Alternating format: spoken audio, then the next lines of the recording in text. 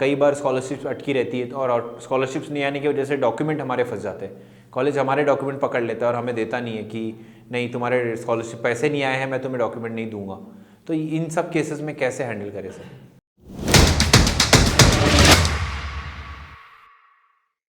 So hello and welcome to one more exciting episode of the Rahul Dongre show. दोस्तों, अगर आप student हैं और स्टूडेंट बनने वाले हैं और स्कॉलरशिप के रिगार्डिंग जो भी आपके इश्यूज़ हैं वो सारे आज हम लोग कवर करने वाले हैं। सो इस वीडियो को अंत तक देखिए, बहुत सारा नॉलेज मिलने वाला है। आज हमारे साथ में है Ashish Phuljhale sir. Welcome to the show sir. Thank you. Yes sir, आगे बढ़ने से पहले मैं चाहूँगा कि अगर आप अपने बारे में हमारी ऑडियंस को कुछ बताएं तो वो बहुत अच्छा होगा सर, प्लीज़। मेरा नाम आशीष फुलझले जी। हम मानव अधिकार संरक्षण मंच एक संगठन चलाते हैं। उसके माध्यम से हम विविध क्षेत्र में काम करते हैं, जैसे कि शिक्षा, उसके बाद आरोग्य, कामगार लोगों के लिए, फिर राशन और ऐसे अलग अलग विभागों में हम कार्यरत हैं। हर विभाग में करीबन 15-15 लड़के काम करते हैं। और हमारा सबसे पहला तो ये होता है कि जो भी हम काम करते हैं वो काम अभ्यासपूर्ण तरीके से होना चाहिए। इसलिए हम एक मुद्दा अगर हमारे सामने आता है तो उस मुद्दे को हम उसका बहुत डेंस स्टडी करते हैं। स्टडी होने के बाद हमारे को लगता है कि अभी इसको आरटीआई के माध्यम से कुछ हमारे को इन्फॉर्मेशन चाहिए या कुछ, तो हम आरटीआई का भी इस्तेमाल करते हैं। अच्छा। और उसके बाद वो जो ग्रुप होता है, जैसे अगर आरोग्य का अगर कोई इशू आया है तो आरोग्य के इशू पे फिर वो टीम बैठती है। वो टीम बैठने के बाद उसके ऊपर मंथन होता है, फिर उसके बाद उसका पूरा डाटा कवर किया जाता है। उसके बाद फिर उस मुद्दे को उठाया जाता है ताकि लोगों को न्याय मिले। वाह, बहुत बढ़िया सर। बहुत अच्छा आपका जो मानव अधिकार विकास मंच है जो कर रहा है। सर, जैसे कि डॉक्टर बाबा साहब अम्बेडकर ने कहा है कि शिक्षा शेरनी का दूध है और जो पिएगा दहाड़ेगा। तो सरकार की तरफ से शिक्षा हर एक गरीब से गरीब और समाज के हर पिछड़े वर्ग तक पहुँचे, इसके लिए सरकार की क्या प्रावधान किए गए हैं बेसिकली सरकार के दौर से? वैसे देखा जाए तो केजी से लेके पीजी तक हमें मुफ्त में शिक्षा है, लेकिन हमारा अनअवेयरनेस की वजह से जी हम यानी वो शिक्षा को ग्रहण नहीं कर पा रहे हैं। ओके। जैसे अभी हमारा बच्चा यानी लड़की अगर क्लास 5 में जाती है तो उसके लिए सावित्रीबाई फुले शिष्यवृत्ति योजना के अंतर्गत उसको हर महीने पैसा मिलता है। ठीक है। 5वीं से लेकर 10वीं तक। ठीक है।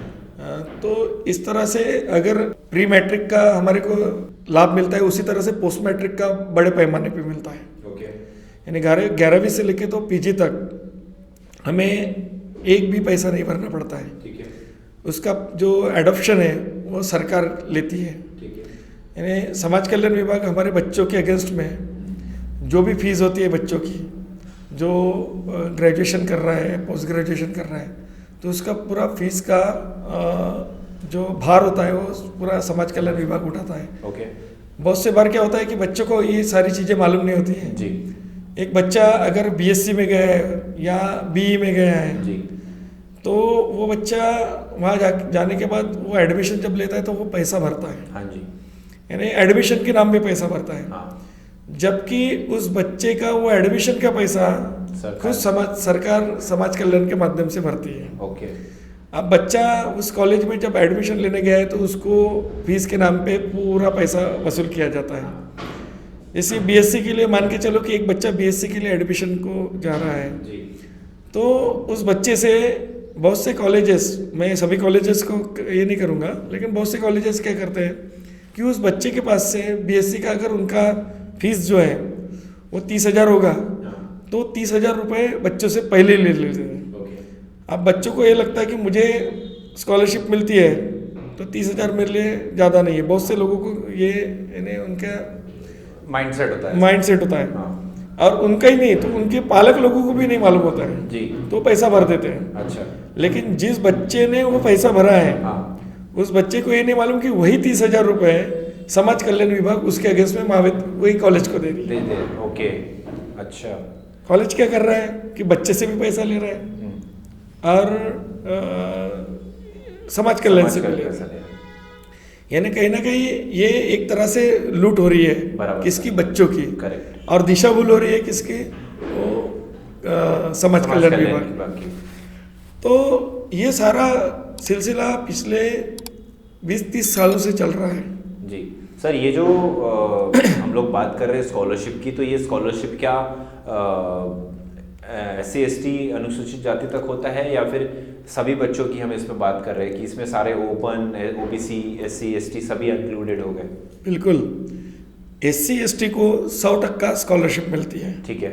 स्कॉलरशिप में 2 तरह के अमाउंट होते हैं, एक बच्चों को मिलने वाली जिसको मेंटेनेंस अमाउंट कहा जाता है, और एक कॉलेज को मिलने वाली जिसको एडमिशन फीस बोलते हैं। एडमिशन फीस में क्या इंक्लूड होता है?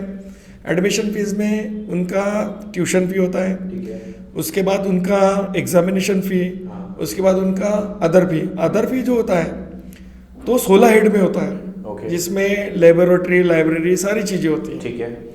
तो ये सारी चीज़ें उसमें काउंट होती है स्कॉलरशिप में। ठीक है। अब बच्चों को क्या लगता है कि मुझे जो मिल रही है वही स्कॉलरशिप है। अच्छा। पर बच्चों को इस बारे में नहीं मालूम, ओके। और इस बारे में नहीं मालूम होने की वजह से वह पैसा भर रहा है, हाँ। जो कि गलत है। और कॉलेज भी क्या करता है, उस बच्चे से पैसा लेता है। हाँ, वो तो लेता है। यस। हाँ, तो ये सारी चीज़ें हैं। अब बहुत सी बार क्या होता है कि हमारे को बेसिक नॉलेज नहीं होने की वजह से हम उसका शिकार होते हैं। जी। जैसे अब बहुत से बच्चे जब एक कॉलेज में प्रवेश लेते हैं, तब उस बच्चे को ऐसे लगता है कि वहाँ उस कॉलेज का जो फीस है उस कॉलेज ने खुद ने ठहराया हुआ है। ये समझ आपका भी होगा। जी। पर क्या है कि 2 तरह के बाइफर्केशंस हैं। ठीक है। एक है प्रोफेशनल कॉलेज और दूसरा है नॉन प्रोफेशनल। जी। मतलब प्रोफेशनल स्टडी और नॉन प्रोफेशनल स्टडी। ठीक है। अब नॉन प्रोफेशनल स्टडी का जो अमाउंट होता है, जो एक कॉलेज का जो फीस स्ट्रक्चर होता है, वो डिज़ाइन करने का अधिकार उसको नहीं होता है। ठीक है। उसका फीस स्ट्रक्चर डिज़ाइन करता है नॉन प्रोफेशनल का विद्यापीठ, मतलब यूनिवर्सिटी। ओके। और यूनिवर्सिटी का शिक्षा विभाग उसका फीस डिसाइड करता है। ठीक है। कि BA के लिए कितना होगा, BSc के लिए कितना होगा, BCom के लिए कितना होगा। ओके। तो वो जो डिज़ाइन करता है वो सारे विद्यापीठ के अंतर्गत जितने भी कॉलेजेस आते हैं सभी पे लागू होता है। सभी पे लागू होता है। जी। अब कॉलेज को उसके अलावा 1 भी रुपया नहीं ले सकता है कॉलेज। बराबर है। पर कॉलेज क्या करते हैं, बहुत से कॉलेज ऐसी बदमाशी करते हैं कि मान के चलो विद्यापीठ ने एक PGDCCA का कोर्स है, उसका जो फीस है विद्यापीठ ने ठहराया 8,000 रुपये। जी। कॉलेज क्या करता है कि बच्चों से वो प्रॉस्पेक्ट में 8,000 के बदले 12,000 लिखता है। ठीक है। तो बच्चा क्या करता है, 12,000 पे करता है, उसको 12,000 का स्लिप भी दिया जाता है। पर जब बच्चा स्कॉलरशिप का फॉर्म भरने जाता है तो वो अपनी स्लिप को वहाँ पर में, क्योंकि स्कॉलरशिप में एक सेक्शन ऐसे आता है कि जहाँ पर में आपको पैसा मेंशन करना पड़ता है कि आपने कॉलेज में पैसा भरे हो या नहीं हो। अगर आपने हाँ लिखे तो आपने भरे हो तो उसका रिसिप्ट का अमाउंट वहाँ पर में डालना पड़ता है। ठीक है। तो बच्चा जब वहाँ रिसिप्ट का अमाउंट डालता है तो वो एक्सेप्ट नहीं करता है, क्योंकि विद्यापीठ ने जो यानी यूनिवर्सिटी ने जो फीस ठहराया है वो 8,000 है। तो वो बच्चे को नहीं मालूम, बराबर। क्योंकि ये बच्चे को यही मालूम नहीं है कि वो विद्यापीठ ठहराता है करके, Correct। कॉलेज नहीं ठहराता है। Correct। तो इसके वजह से क्या होता है कि वो जो बच्चा है वो जो पैसा यानी उसको मालूम नहीं होने की वजह से वो वहाँ यस करता है कि मैंने पैसा भर चुका हूँ, लेकिन आगे के सेक्शन में उसको वो अमाउंट भरना पड़ता है। हाँ। तो वो अमाउंट वहाँ पर में लेता ही नहीं है। हाँ। इसलिए नहीं लेता है क्योंकि उसका एक्सेस अमाउंट हो रहा है। हाँ, उसका जो फ्रेम बना है यूनिवर्सिटी का वो 8,000 का है और इसका 12,000 का है। तो इसलिए वो नहीं लेने की वजह से बच्चा कंफ्यूज होता है। बच्चा फिर कॉलेज को फोन करता है कि सर ये हमारा रिसिप्ट एक्सेप्ट नहीं कर रहा है। तो कॉलेज वाले भी बदमाशी ऐसे करते हैं कि वहाँ 0 लिखो बोलते हैं। अच्छा। अब वहाँ 0 लिखने की वजह से क्या होता है कि समाज कल्याण को ऐसे लगता है कि यह विद्यार्थी ने महाविद्यालय में प्रवेश लेते वक्त, मतलब कॉलेज में प्रवेश लेते वक्त एक भी पैसा नहीं भरा है, जबकि उस बच्चे ने 12,000 भर चुका है। तो इसलिए क्या करता है कि जो समाज कल्याण विभाग है वो उस चीज को यानी महाविद्यालय को उसके अगेंस्ट में नहीं, वो पैसा समाज कल्याण महाविद्यालय को भेजता है। अच्छा, जो यहाँ इसने 0 लिख दिया है, इसने 0 लिखा है, इसका मतलब महाविद्यालय को नहीं मिला है। तो इसलिए वो क्या समाज कल्याण यूनिवर्सिटी को देता है, यूनिवर्सिटी को दे रहा है, कॉलेज को देता है, कॉलेज को दे रहा है, सॉरी कॉलेज को दे रहा है। हाँ, तो कॉलेज वाले के पास बच्चे का भी पैसा आ गया और ये भी पैसा आ गया। ये बहुत बड़ा यानी एक प्रकार का एक करप्शन बोल सकते हैं कि महाविद्यालय द्वारा किया जा रहा है। जी।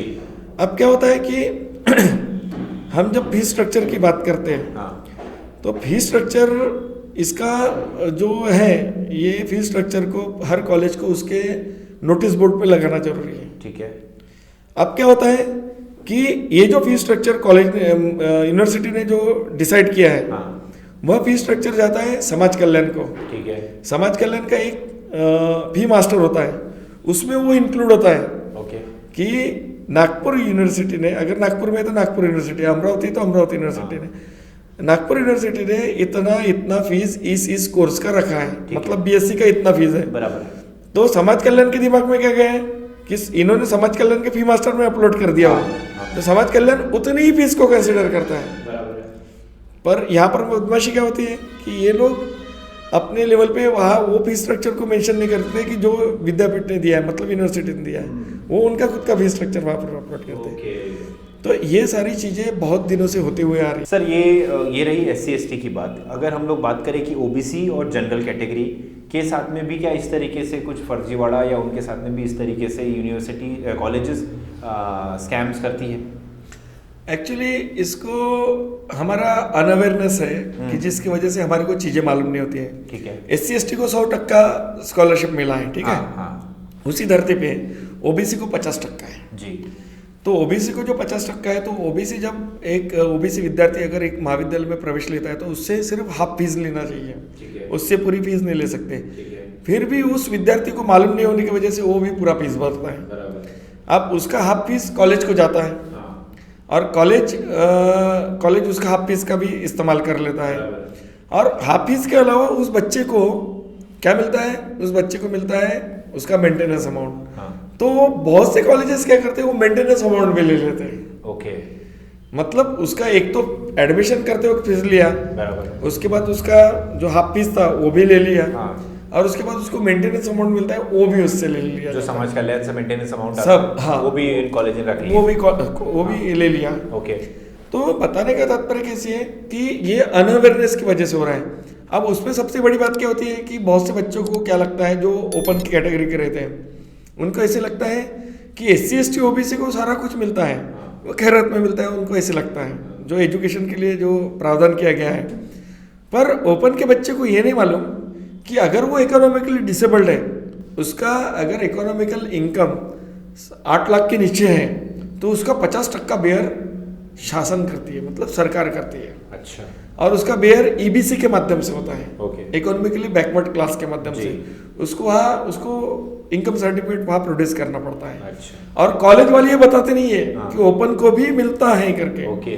और उसी धरती पे अगर 2.5 लाख के नीचे अगर एक ओपन का स्टूडेंट है तो उसको 100% वेरिएबल रहता है, 100% फ्री ऑफ कॉस्ट है। हाँ। ओके। पर ये सारी चीजें बताई नहीं जाती है। हाँ, बस यही बताया जाता है हाँ। कि तू ओपन है तो तो तुझे ओपन पूरी है, फीस भरनी। तुझे पूरी फीस भरना पड़ेगा। हाँ, कोई ये नहीं बोलता कि 8 लाख के नीचे की जो तुम्हारी हाँ। इनकम है या 2.5 लाख के नीचे की इनकम है, ये बताया नहीं जाता, इसलिए वो बच्चा क्या करता है, उसके मन में द्वेष निर्माण होता है। बराबर। और उसके मन में द्वेष निर्माण होने की वजह से वो क्या करता है कि बाकी को कटघरे में खड़ा करता है।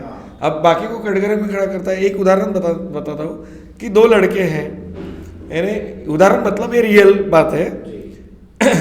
दोनों के पिताजी एक कंपनी में काम करते हैं, एक ओपन का है और एक कैटेगरी का है। तो उस दोनों जो लड़के हैं वो एक कॉलेज में जब एडमिशन ले रहे हैं, तो एडमिशन मतलब उन्होंने साथ में अपना जो प्री मैट्रिक का था उन्होंने अपना पूरा किया। अब वो लोग प्रोफेशनल स्टडी की ओर बढ़ रहे हैं, ठीक। और प्रोफेशनल स्टडी की ओर बढ़ रहे हैं, तो वो कैटेगरी का था तो उसका इंजीनियरिंग का पैसा एक भी नहीं लग रहा, लेकिन जो ओपन का है उसको पैसा लग रहा है। तो वो बोलता है यार हमारे दोनों के पिताजी सेम इसमें जा रहे हैं, यानी दोनों का जो सालाना इनकम है वो 2 लाख रुपए है। लेकिन 2 लाख होने के बाद मुझे जो इंजीनियरिंग की फीस है लाख रुपए मेरे को पूरे भरने पड़ रहे हैं, तेरे को तो इसमें पूरा ये मिल रहा है, बेनिफिट मिल रहा है। तो ये जब केस हमारे पास आई थी तो हमने इस केस को भी हैंडल किए। हमने उसको बताया कि तेरे को भी फ्री ऑफ कॉस्ट एजुकेशन है, तो इसके माध्यम से तेरे को ये मिल सकता है, यानी EBC के माध्यम से। तो उसको सारी चीज़ें हमने करके भी दी हैं। तो कॉलेज वाले उनको बताते नहीं हैं, तो हमने उस कॉलेज में जाके उनका वो सारे चीज़ वो लड़के का करके दिए हैं। अच्छा। तब उस लड़के को बिल हुआ कि नहीं हमारे को भी मिलता है।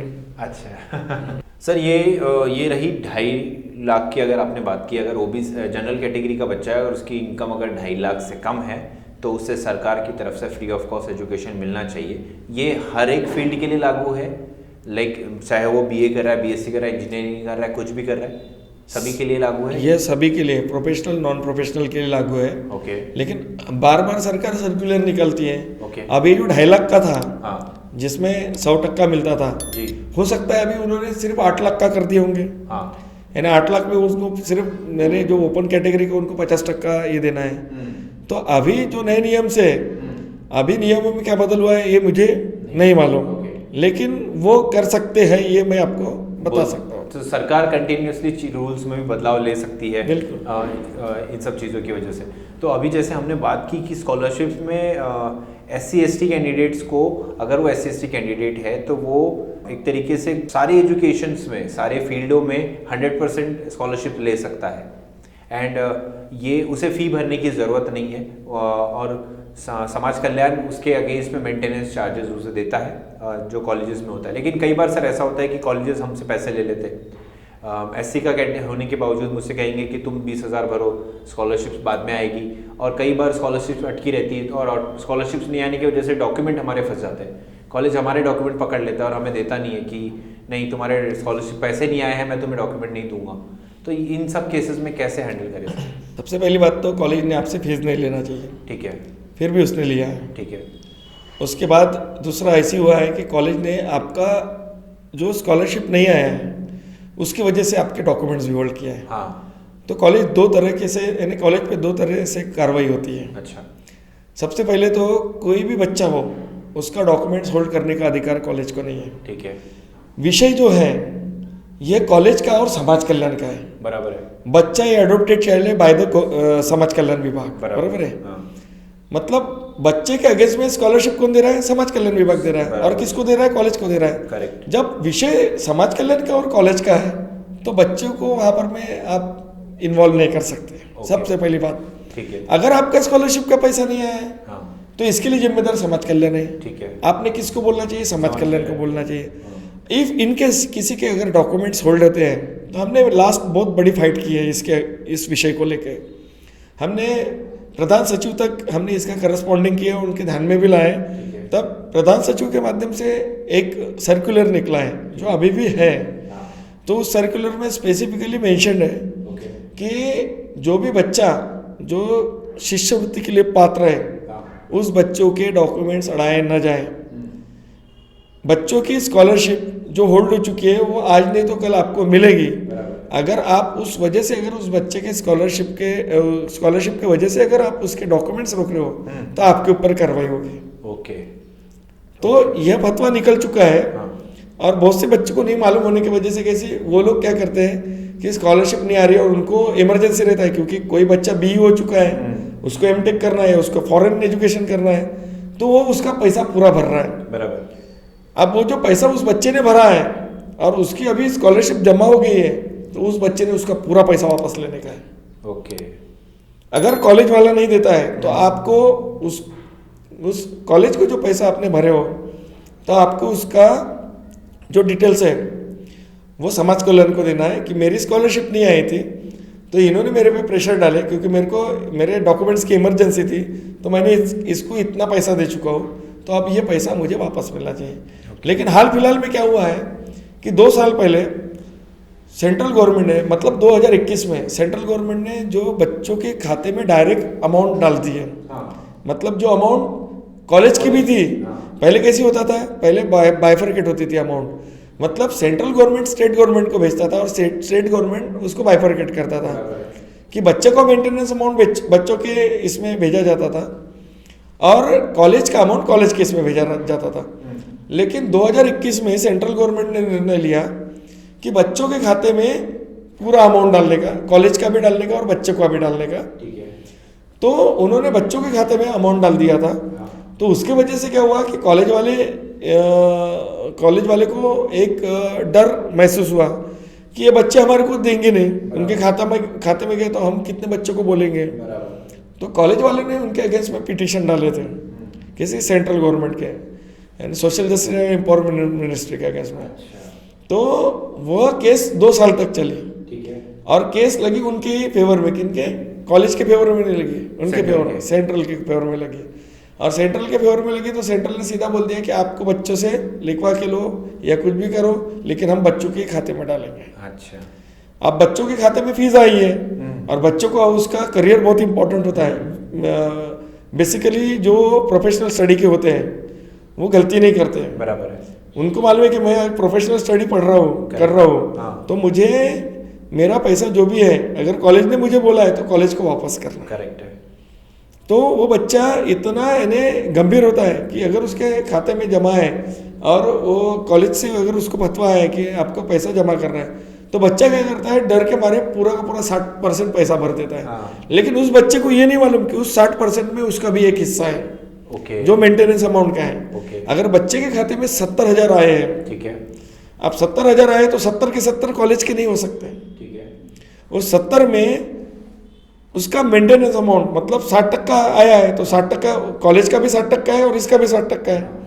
तो उसमें क्या होता है कि बच्चे का जो लॉगिन आईडी होता है उसमें अप्लाइड लॉगिन आईडी में जाके बच्चे ने अप्लाइड हिस्ट्री में जाके उसमें उसने वहाँ पर में उसका जो अप्लाइड बेनिफिट फॉर जो रहता है वहाँ पर में उसका रिडीम ऑप्शन होता है। वो रिडीम को उसको क्लिक करके वहाँ पर में उसको पूरी डिटेल्स मिलती है, उसको स्क्रॉल करते जाना है और वहाँ वाउचर कैलकुलेशन है। वाउचर कैलकुलेशन में 6 नंबर का पॉइंट है जो स्टूडेंट बेनिफिट्स का मेंशन करता है। तो वहाँ पर में साल भर की उसकी मेंटेनेंस अमाउंट रहती है। साल भर के मेंटेनेंस अमाउंट में वहाँ पर में मान के चलो उसका 8,000 रुपये उसका साल का मेंटेनेंस अमाउंट है। मेंटेनेंस अमाउंट में क्या इंक्लूड होता है, पहले बच्चा एग्जामिनेशन का फॉर्म जो है वो उसका पैसा नहीं भरता था। अब क्या आता है, बच्चों को वो एग्जामिनेशन का पैसा भरना पड़ता है, तो उस मेंटेनेंस अमाउंट में एग्जामिनेशन फी भी इंक्लूड होती है। तो 8,000 में मान के चलो उसका 2,000 उसने मेंटेनेंस एग्जाम फी भरा होगा तो 8 का 10 हो गया है, वहाँ मेंशन होता है जहाँ 6 नंबर के पॉइंट में। तो वो 10,000 में अभी उसको 70,000 आया है, अब इसके खाते में 10,000 है ना, साल भर का 10,000 है, तो साल भर का 10,000 है तो 60% जो है वह उसको माइनस करना पड़ेगा। वहाँ 10,000 का 60% माइनस किया तो 6,000 होता है।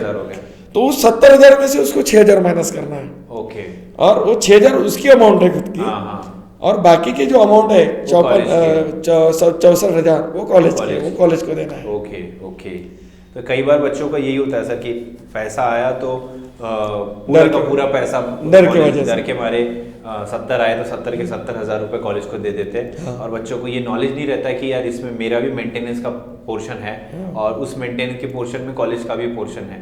तो ये बहुत इंपॉर्टेंट नॉलेज है सर जो बच्चों तक ये पहुंचेगा। एंड यही बात सर ओबीसीज के लिए भी होता है इस तरीके से? सेम अप्लीकेबल है, सेम। ओबीसीज का हम लोग देखते हैं कि 50% का जो आरक्षण उन्हें मिलता है, तो 50% फीस वो लोग भरते हैं और 50% उनको समाज कल्याण की तरफ से मिलता है। उस 50% में भी मेंटेनेंस फीसेस वगैरह सारी एडेड रहती है? सब ऐड रहती है। अच्छा, ओके। सभी उसमें ऐड रहता है। हाँ। उसके बाइफरकेशंस वहाँ दिए हुए थे। ओके।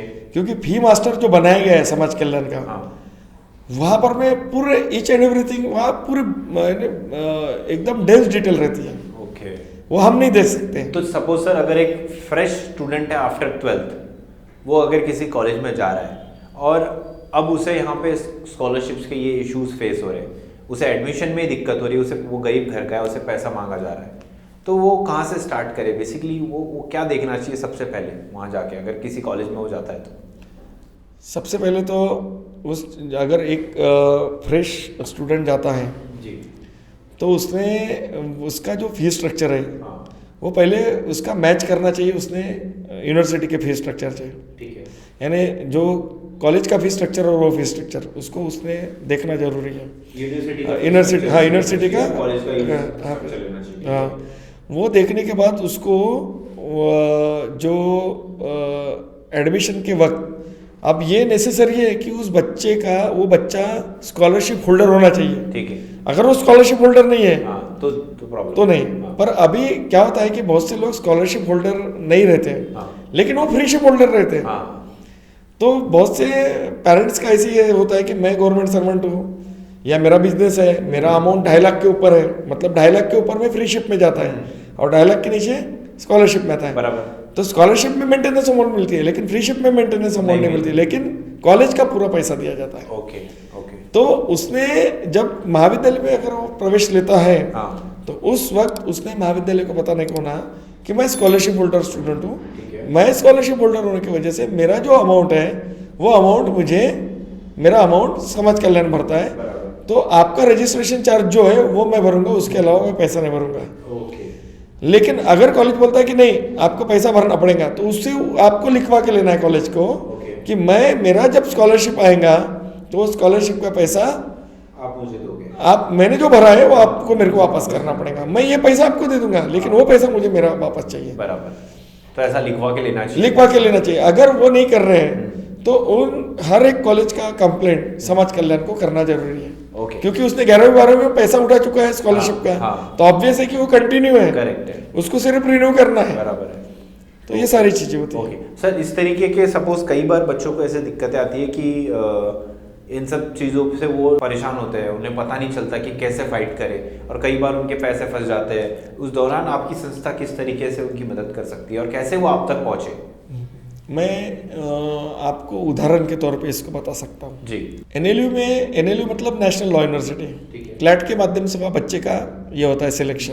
तो नागपुर एनएलयू का एक केस हमारे पास आया था। उस केस में बच्ची का ये था, मतलब बच्ची के पेरेंट्स प्रगल्भ नहीं थे, मतलब उनके पास उतना पैसा नहीं था। बच्ची का क्लैट के माध्यम से नंबर लगा, वो बच्ची वहाँ गई एडमिशन के लिए। एडमिशन के लिए गई तो उस बच्ची को वहाँ 2,60,000 की डिमांड की गई। अच्छा। तो 2,60,000 में बच्ची का जो अमाउंट है जो एजुकेशन का, मतलब tuition fee, examination fee and other fees, तो ये जो अमाउंट है ये था 1,40,000 के करीब। ओके। और रेसिडेंस का जो था वो उनका प्राइवेट होने की वजह से तो बच्ची को भरना था, लेकिन बच्ची के ऊपर में आप बर्डन नहीं डाल सकते। वो इंस्टॉलमेंट में भर सकती है, वो किसका, सिर्फ रहने का। लेकिन ये जो अमाउंट है 1,40,000, इसको एक भी रुपया नहीं भरना है, बराबर, क्योंकि ये स्कॉलरशिप होल्डर है और ये बाय प्रोसेस से आई हुई लड़की। करेक्ट है। तो जब वो बच्ची की आई, मतलब वो गरीब थे, वो आई बाबा इधर उधर ढूंढ रहे थे कि हमारे कोई पैसा दे, क्योंकि हमारे बच्चे का नंबर लग चुका है और बच्ची बहुत टैलेंटेड है।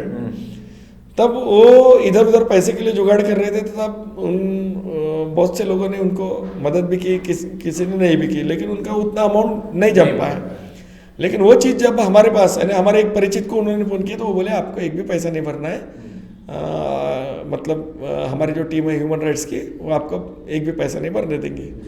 आप एक काम करो, 2 दिन, सिर्फ 2 दिन दिए जाते हैं, उसमें भी देखो सिर्फ 2 दिन में आपको देना पड़ता है। तो वो उनको हमने बोले कि आप वहाँ पहुँचो। उनका मेरे को फ़ोन किए कि दादा ऐसी है, अपने को इस बच्ची को। मैं बोला आप बिल्कुल बिंदास रहो, जो नियम है नियम के बाहर तो कोई जा नहीं सकता। अगर वो लॉ कॉलेज भी होगा तो लॉ के अगेंस्ट में वो नहीं जा सकता। और हमारे शस्त्र मतलब हमारे कागज पत्र है, हमारे पास सारी चीजें है, वो सही बात कि जिसके माध्यम से हमारे बच्चे को पैसा नहीं लगता जी। सारे GR से 1950 से लेके तो अभी तक की सारी चीजें हमारे पास है जी। तो हमने उन सारे दस्तावेज को लेके हम उस कॉलेज में गए, जो भी लॉफुल स्टेप है हम वो लेंगे, और हम लोगों के निदर्शन में लाएंगे कि ये लॉ कॉलेज होने के बाद भी ये बच्चों से पैसा ले रहे हैं। तो हमने उस केस को बहुत अच्छे से हैंडल किया। तो वही केवल वो बच्ची का नहीं, तो कॉलेज में जितने भी स्कॉलरशिप होल्डर स्टूडेंट है, एक से भी पैसा नहीं लिए गए। वंडरफुल सर, बहुत खास, बहुत खास। तो ये सारी चीज, ये सिर्फ एक कॉलेज नहीं, तो हमने पूरे महाराष्ट्र भर में ऐसे कई कॉलेज है जहाँ पर में जो बच्चों से पैसा ले रहे थे, उन सब कॉलेज को हमने, बहुत से कॉलेज के हमने पैसा बच्चों का भरने नहीं दिए, और जिन्होंने भरे थे उनका पैसा भी हमने वापस दिलवा के दिया। बहुत खास है। और इसके लिए एक मैं कहना चाहूँगा कि जब ये सारी चीज़ें जब आपके माध्यम से अगर लोगों तक जा रही है, तो लोगों ने भी इसके ऊपर मंथन करना चाहिए। लोगों ने भी विचार करना चाहिए। बहुत सारी संगठनाएं समाज में काम कर रही है, उन संगठनाओं ने ऐसे विषय को लेके आगे बढ़ना चाहिए।